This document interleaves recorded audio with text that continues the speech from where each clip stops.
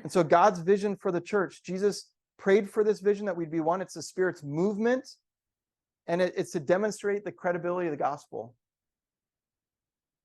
And so Paul, as we look at the epistles, is the last one, then we're going to talk about this. Paul saw the church as a multi-ethnic display of God's love for the whole world.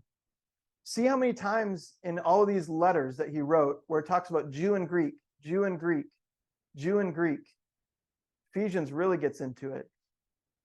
Here there's not Jew and Greek. This was very, very significant for the early church. There were two main ethnic groups, and both saw themselves as supreme. The Jews had the true God. They had the revelation. They had the Torah. The Greeks had great philosophers, great thinkers. And so Paul is envisioning these two groups with historical animosity to be united together at the cross.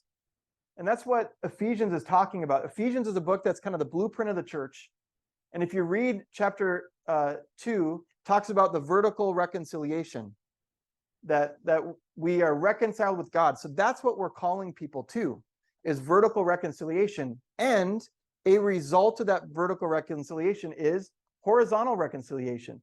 Jesus is our peace. He's made us both one. One, the prayer of Christ, abolishing the law, the commandments, that he might create in himself one new people from the two groups, so making peace. So the church is to express heaven on earth.